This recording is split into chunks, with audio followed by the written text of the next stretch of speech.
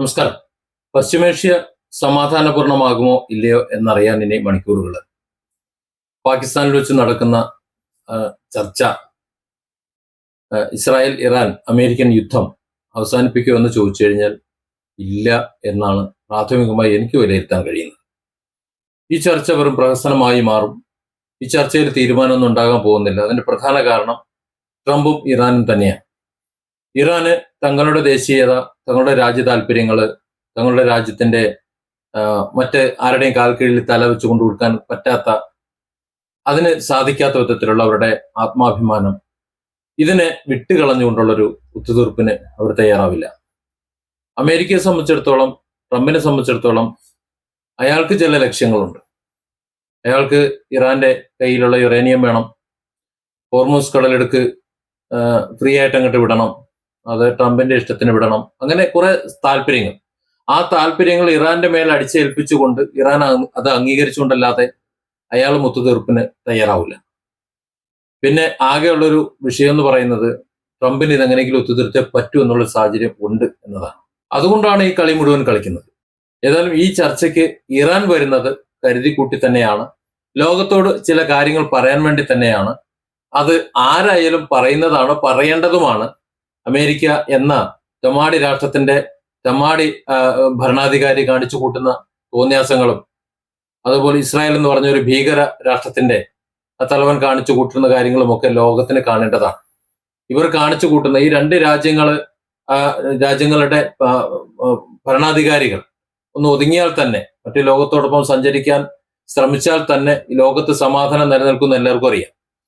പക്ഷെ ചിലർക്കൊക്കെ അവരെ മൂട് താങ്ങിക്കൊണ്ട് അവരാണ് ലോകത്തെ ഏറ്റവും വലിയ പുണ്യാളച്ചന്മാർ എന്ന് പറഞ്ഞുകൊണ്ട് ബാക്കിയുള്ളവരെ തകർത്തല്ലാതെ സമാധാനം കിട്ടൂല. അതിനെതിരെ സംസാരിക്കുന്നവരെ മുഴുവൻ അടിച്ചുതിക്കാലല്ലാതെ അവർക്ക് സമാധാനം കിട്ടൂല.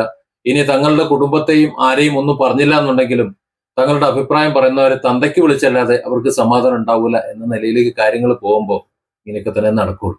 ഏതായാലും ഇസ്ലാമാബാദിൽ നടക്കുന്ന ചർച്ച രണ്ട് ഘട്ടങ്ങളായിട്ടാണ്. ആദ്യത്തെ ഘട്ടത്തിൽ പാകിസ്ഥാൻ, ഈജിപ്ത്, തുർക്കി ഈ മൂന്ന് രാജ്യങ്ങളുമായാണ് ഇറാൻ സംസാരിക്കുന്നത്. അതിൽ സംസാരിച്ചൊരു സമവായം ഉണ്ടായാൽ മാത്രമേ അമേരിക്കൻ പ്രസിഡന്റുമായിട്ട് സംസാരിച്ചിട്ട് കാര്യമുള്ളൂ. പാകിസ്ഥാനിലേക്ക് വിമാനം കയറുമ്പോൾ, ഇറാൻ ഭരണാധികാരികൾ ചർച്ച നടത്തേണ്ട ഒരു വിമാനം കയറുമ്പോൾ ലോകത്തിന്റെ മുന്നിൽ ഒരു ഒരു മാതൃക അല്ലെങ്കിൽ ഒരു ലക്ഷ്യം അവരെടുത്തു വെച്ചിട്ടുണ്ട്. US ആക്രമണത്തിൽ കൊല്ലപ്പെട്ട കുട്ടികളുടെ ചിത്രങ്ങളും അവരുടെ ചോര പുരണ്ട ബാഗുകളും ഷൂസുകളും ഒക്കെ ആ വലിയ വിമാനത്തിന്റെ ഒഴിഞ്ഞ സീറ്റുകളിൽ വെച്ചിട്ടുണ്ട്. അതായത് ചർച്ചയ്ക്ക് വരുന്നത് തങ്ങൾ ഒറ്റയ്ക്കല്ല. അന്ന് ആ സ്കൂളിൽ തകർന്നു വീണ് കൊല്ലപ്പെട്ട ആ കുട്ടികൾ, അവരുടെ ജീവനും കൂടിയാണ് ഞങ്ങൾ ചർച്ച കൊണ്ട് വരുന്നത്. ലോകം അധികം സംസാരിക്കാത്ത അമേരിക്കൻ ക്രൂരതകൾ, അമേരിക്കയും ഇസ്രായേലും കാണിച്ചു കൂട്ടിയിട്ടുള്ള ക്രൂരതകൾ, അത് ലോകത്തെ അറിയിക്കാനും കൂടിയാണ് ഇറാൻ വരുന്നത്. അപ്പോൾ ഒരു കാര്യം കൂടെ നമ്മൾ മനസ്സിലാക്കേണ്ടത്, ഇറാൻ രണ്ടും കൽപ്പിച്ച് തന്നെയാണ്. അതായത് തങ്ങളുടെ രാജ്യം സമാധാനപൂർവ്വമായി കഴിഞ്ഞിരുന്ന രാജ്യത്തെക്കുറിച്ച് ആവശ്യമില്ലാത്ത നുണകൾ പ്രചരിപ്പിച്ച് ഈ കാലഘട്ടത്തിൽ പഴയ കാലഘട്ടത്തെ കമ്പയർ ചെയ്യാൻ പറ്റില്ല. ഇതൊക്കെ മാറി മാറി വരുന്നുണ്ട്. നമ്മുടെ രാഷ്ട്രീയ സാഹചര്യങ്ങൾ മാറുന്നുണ്ട്, ലോകത്തിന്റെ രാഷ്ട്രക്രമങ്ങളൊക്കെ മാറി മാറി വരുന്നുണ്ട്. അതിൽ പണ്ടെന്തൊക്കെ ആയിരുന്നു എന്നത് എടുത്തു വെച്ചുകൊണ്ട്, അല്ലെങ്കിൽ എങ്ങനെയൊക്കെയോ ആരൊക്കെയോ പറഞ്ഞിരുന്നു എന്ന് പറഞ്ഞുകൊണ്ട്, ആ കാരണം പറഞ്ഞുകൊണ്ടാണ് ഈ ആധുനിക കാലത്ത് രാജ്യങ്ങൾ പരസ്പരം പോരടിക്കുന്നതും പരസ്പരം ബോംബെറിയുന്നതുമെല്ലാം. അത് ശരിയല്ല. ലോകത്തിന് സമാധാനം ആവശ്യമാണ്. കുതിച്ചുചാട്ടമാണ്. പണ്ടത്തെ വാളിന്റെയും കുതിരയുടെയും കാലം വിട്ട് ഇന്ന് AI ലോകത്ത് ചെന്നെത്തി നിൽക്കുമ്പോൾ ആ AI മനുഷ്യ ജീവിതത്തിന്, സമാധാനപൂർവ്വ ജീവിതത്തിന് വേണം, അല്ലെങ്കിൽ അങ്ങനെ ആയിരിക്കണം. നമ്മുടെ ലോകം പുരോഗതിയിലേക്കാണ് പോകേണ്ടത്. അത് അന്തരീക്ഷമായാലും ഈ ലോകത്തിന്റെ മറ്റു ക്രമമായാലും ഏതായാലും ശുദ്ധമായി തന്നെയാണ് നിലനിൽക്കേണ്ടത് എന്ന നിലയിൽ ചിന്തിക്കുന്നവർ ലോക സമൂഹം ഉള്ളപ്പോൾ അതിനോടൊപ്പം സഞ്ചരിക്കാൻ വേണ്ടിയിട്ടുള്ള ഭരണാധികാരികളാണ് ഇവിടെ വേണ്ടത് എന്ന ലക്ഷ്യത്തിലേക്ക് പോകുന്നതിന് പകരം ചില പകവിട്ടലുകളും ചില സ്വാർത്ഥ താല്പര്യങ്ങളും കൊണ്ട് ഇവിടെ യുദ്ധങ്ങൾ തീർക്കുമ്പോൾ, നിരപരാധികളെ കൊന്നെടുക്കുമ്പോൾ അത് തെറ്റാണ്, അത് അനീതിയാണ്. പ്രതിരോധം എന്ന് പറഞ്ഞു കഴിഞ്ഞാൽ ഞങ്ങൾക്ക് വേറെ നിവൃത്തിയില്ലാത്തതാണ് എന്ന് ലോകത്തോട് പറയാൻ വേണ്ടി ഇറാൻ ഭരണകൂടം കൽപ്പിച്ചു കൂട്ടി ആ വിമാനത്തിൽ അത്തരം സംവിധാനങ്ങൾ ഒരുക്കിയിട്ടുണ്ടെങ്കിൽ, അല്ലെങ്കിൽ ആ കുട്ടികളെയും, അവിടെ കൊല്ലപ്പെട്ട കുട്ടികളെയും കൂട്ടി ചർച്ചയ്ക്ക് വന്നിട്ടുണ്ടെങ്കിൽ അതിനെ ഇറാന് കുറ്റം പറയാൻ പറ്റൂല. ഇറാന്റെ കഴിഞ്ഞ ഭരണാധികാരിയായിരുന്ന അയത്തുള്ള ഖമേനി വളരെ ക്രൂരനും പിശാചും ഒക്കെ ആണെന്ന് പറഞ്ഞിരുന്ന ലോകം ഇപ്പോൾ മാറ്റി പറയാണ്. ഒരുപക്ഷെ ഖമേനി ആയിരുന്നെന്നുണ്ടെങ്കിൽ മറ്റ് അമേരിക്കയും ഇസ്രായേലും ഒന്നും ഇത്രയധികം ബുദ്ധിമുട്ടേണ്ടി വരില്ലായിരുന്നു.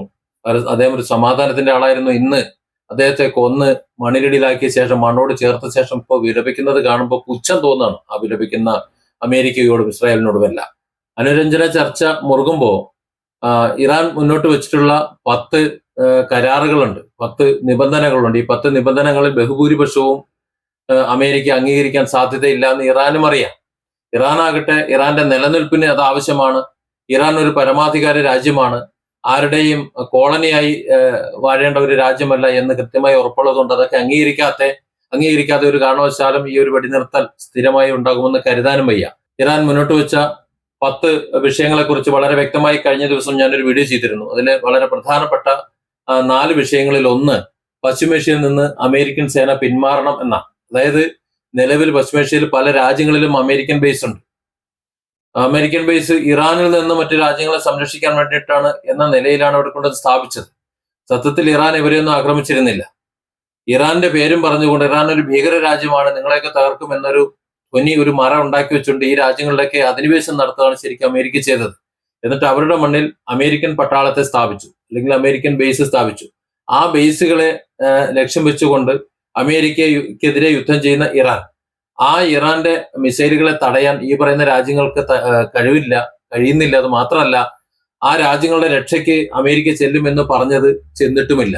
അപ്പോ അമേരിക്കയെ സംബന്ധിച്ചിടത്തോളം ഒരു വഞ്ചകനാണ്, വിശ്വസിക്കാൻ കൊള്ളാത്തവനാണ് എന്ന് ലോകത്തിന് അല്ലെങ്കിൽ പശ്ചിമേഷ്യക്ക് തെളിയണം. ആ സാഹചര്യത്തിൽ ഇത്തരത്തിലൊരു രാജ്യത്തിന്റെ സംരക്ഷണം ആവശ്യമില്ല.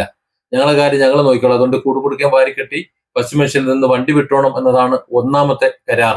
പ്രധാനപ്പെട്ട മറ്റൊരു ആവശ്യം എന്ന് പറയുന്നത് ഹോർമൂസ് കടലിടുക്കിൽ ടോൾ ഏർപ്പെടുത്തണമെന്നാണ്. അതിന് ഇറാന് ന്യായമുണ്ട്. കാര്യം ഇറാൻ യാതൊരു കണ്ടീഷനും ഇല്ലാതെ പോയിക്കൊണ്ടിരുന്ന രാജ്യമാണ്.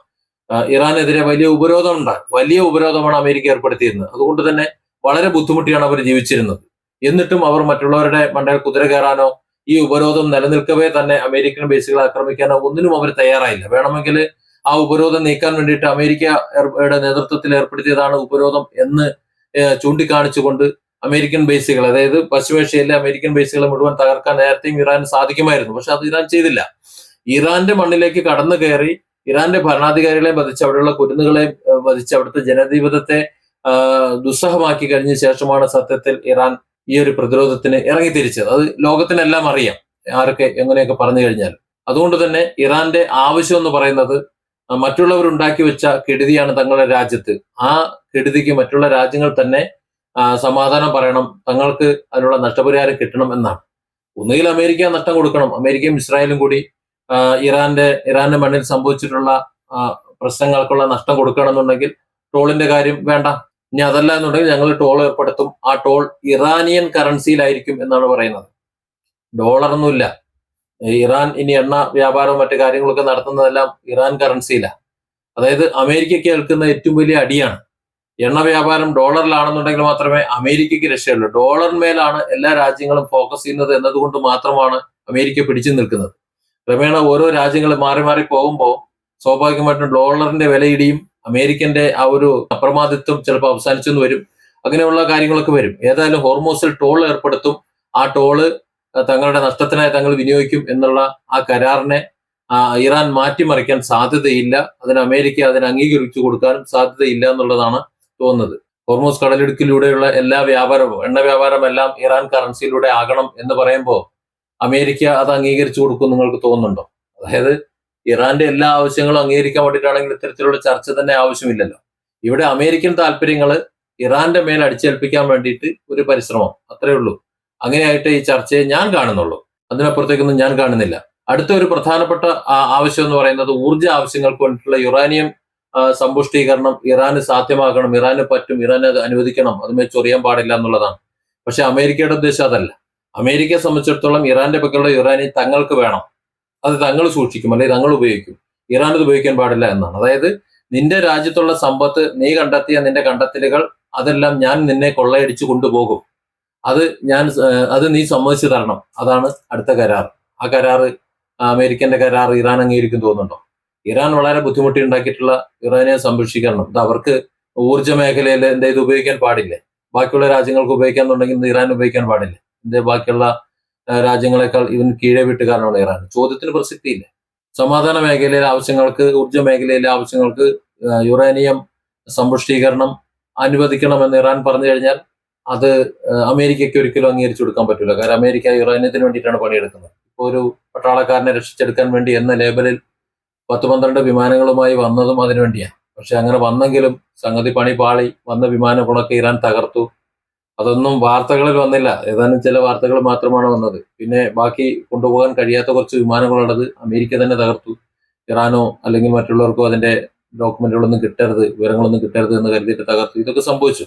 അപ്പോൾ ഇറാനെ കൊള്ളയടിക്കുക എന്നുള്ളത് അമേരിക്കയുടെ ഒരു പ്രാഥമിക ലക്ഷ്യമാണ്. അപ്പോൾ ഇറാനിയം അമേരിക്കയ്ക്ക് വേണമെന്നാണ് പറയുന്നത്. ഇറാൻ പറയുന്നത് തങ്ങളുടെ ഊർജ്ജ മേഖലയിലെ പ്രതിസന്ധി തീർക്കാനും ആവശ്യങ്ങൾക്ക് വേണ്ടിയിട്ട് അത് തങ്ങൾ ഉപയോഗിക്കും, അതിന് തങ്ങൾക്ക് അനുമതി വേണമെന്നാണ്. ഇതിനും ഒരു യോജിച്ച ഒരു തീരുമാനം ഉണ്ടാകുമെന്ന് എനിക്ക് തോന്നുന്നില്ല.